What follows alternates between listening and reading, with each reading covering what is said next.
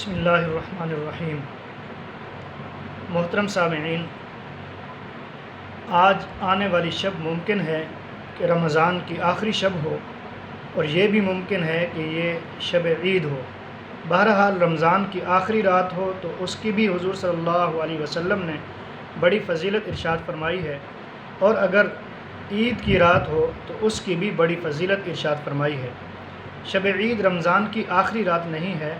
بلکہ اس سے پہلی رات رمضان کی آخری رات ہوتی ہے۔ رمضان کی آخری رات سے متعلق حضور نبی کریم صلی اللہ علیہ وسلم نے فرمایا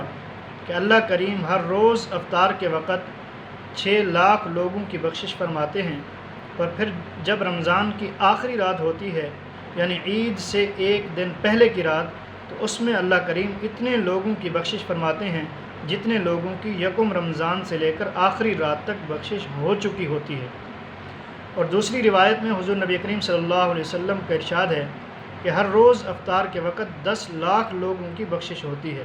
تیسری روایت میں ہے کہ رمضان کی آخری رات میں اللہ کریم امت محمدیہ کے ایک بڑے طبقے کی بخشش فرما دیتے ہیں جو کسی نہ کسی انداز میں رمضان المبارک میں عبادت کے لیے کھڑے ہوتے ہیں، کچھ اہتمام کرتے ہیں۔ صحابہ کرام رضوان اللہ علیہم اجمعین نے پوچھا، یا رسول اللہ، کیا یہ رات لیلۃ القدر ہوتی ہے کہ اس میں سب لوگوں کی بخشش ہو جاتی ہے؟ حضور صلی اللہ علیہ وسلم نے ارشاد فرمایا کہ نہیں، بلکہ مزدور جب کام مکمل کر لیتا ہے تو اس کو مزدوری دے دی جاتی ہے۔ اب تقریباً کام مکمل ہو چکا ہے، اس لیے اس رات میں جو مزدوری کر کے آئے ہوں ان سب کی بخشش ہو جائے گی۔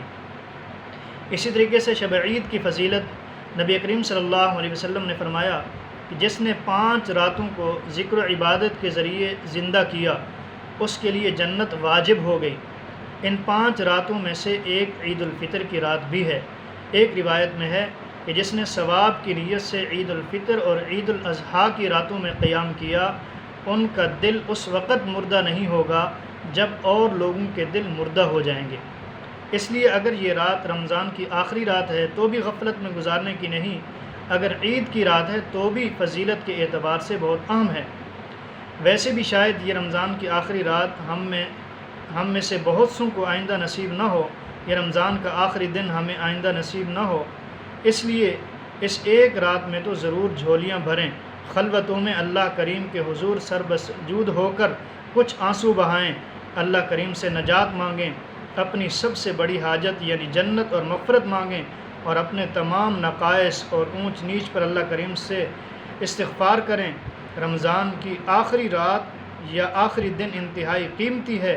اس دن کو غفلت میں نہیں گزارنا چاہیے، دوسری مصروفیات کم کر کے کچھ خاص اللہ تعالیٰ کی طرف رجوع کرنے کی ضرورت ہے۔ لیکن ہمارے معاشرے کے اندر ہوتا یہ ہے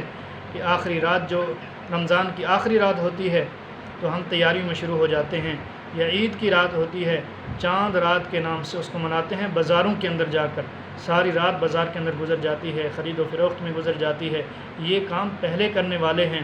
تو ان راتوں کی فضیلت سے محروم نہ ہوں، بلکہ بازاروں کے اندر جا کر تو اور بھی نیکیاں ضائع ہو جاتی ہیں۔ جو رمضان کے اندر کی ہوئی نیکیاں ہیں ان کے ضائع ہونے کا خطرہ ہوتا ہے، بد نظری بھی ہوتی ہے، وہاں پر تلخ کلامی بھی ہو جاتی ہے، بہت سی ایسی نقائص ہیں جو انسان سے وہاں پر ہو جاتے ہیں۔ تو یہ پہلے کرنے والے کام ہیں، تو آخری رات اور عید کی رات کو انتہائی قیمتی سمجھ کر ان کو گزارنا، کہ مزدور کو مزدوری ملنے کا وقت ہوتا ہے تو اس وقت مزدور بڑا خوش ہو کر بیٹھا ہوتا ہے اپنی مزدوری لینے کے انتظار میں، تو مزدوری لینے کے انتظار میں اللہ سے اس کا اجر لینا ہے تو اس کی کوشش کرنی چاہیے۔ اللہ تعالی ہم سب کو عمل کرنے کی توفیق نصیب کرے۔